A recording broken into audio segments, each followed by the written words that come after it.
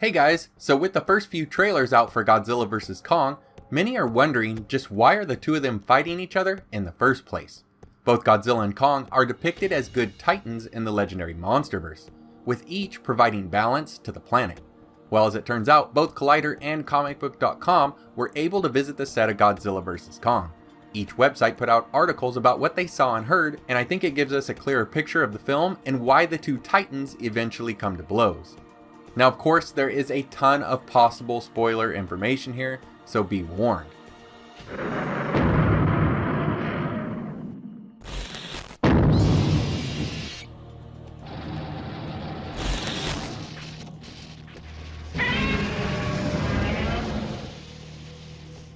According to comicbook.com, it does seem that the humans are going to be playing a key role after Godzilla starts acting up, and the story will dive into backstories, looking at the past for the characters along with their futures.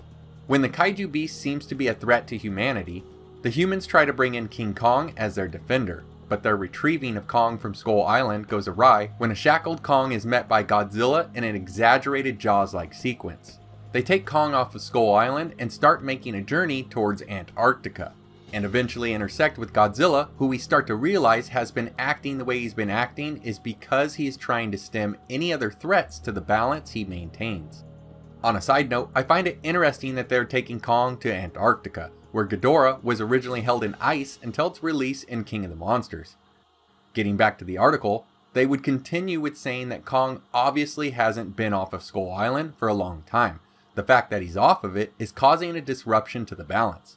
So now we know why Godzilla is attacking Kong here, and it's something that I thought of in an older video, that with Kong and Godzilla both being alphas, they work when they stay within their own boundaries, yet when Kong is taken off the island into Godzilla's domain, this balance is upset, just like it was when Ghidorah was awakened.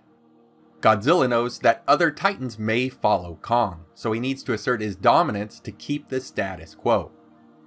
Getting back to the comicbook.com article, as for what is causing Godzilla to act up, Garcia and the gang get a bit hush. But one can assume the massive Apex Corporation could be a part of this. The group, which Garcia describes as a megalithic technological conglomerate, is the group which has acquired Ghidorah's skull. As Ghidorah haunts this movie, it would seem that there is something brewing here, especially considering Rin Serizawa is involved and he might just have a bad taste in his mouth after his father sacrificed himself to juice up Godzilla. So now we know that Apex gets the skull from Jonah. I still wonder about the newspaper article from the King of the Monsters claiming that Monarch is the one that's creating organic titans and a mechanized one, likely Mechagodzilla. So if that's the case, then Apex may use Ghidorah's power to gain control of Mecha G, or it's possible that the article's claim is false and Apex just builds it. We also learn this about Rin Serizawa. It's not really written in the movie, but how he imagines it is his father, they were once close, and his father was very occupied solving world problems with Godzilla, and he did sort of follow into his father's footsteps, but he doesn't believe he was heard by his father. Oguri said, as translated from Japanese on the set, in general, he is a character who wants to protect the Earth, and that's his goal. I think the means to get to the goal, though, is a little different from everyone else. I like this aspect here where Rin necessarily isn't the villain here, just someone with different means to an end, like Jonah and Madison's mom, but hopefully written better than she was. This idea of Rin not being good or evil lines up with what Collider.com would say about Godzilla and Kong. That as usual with these movies, neither of them are inherently good or evil, they're simply fighting for what motivates them. Collider would note that the world of Godzilla vs. Kong is not a post-apocalyptic one since the rise of Godzilla, but he's definitely been trampling some cities, and the film is about a mission to get him to stop doing it. Godzilla's out there and he's hurting people and we don't know why. I've mentioned this before, and I'm betting that due to this map here, Godzilla is attacking Apex facilities with cities taking collateral damage.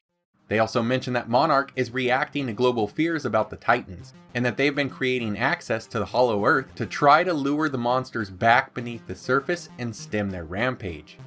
Skull Island is what happens when the Hollow Earth comes to the surface, so in a way, Skull Island is like a prelude to the threat that could engulf the entire planet. Add to this that they're now taking Kong off the island to deal with Godzilla, leaving unprotected the Hollow Earth entrance that the Kongs have guarded for years. This will lead to tons of monsters coming out and likely leaving the island, further upsetting this delicate balance that Godzilla currently has with both humans and all of these titans. The new influx of titans was even confirmed by the production designers, who say that since the film goes into the Hollow Earth and they have to populate that world, they developed a lot of new creatures. So with all this new information, here's what I think could be going on.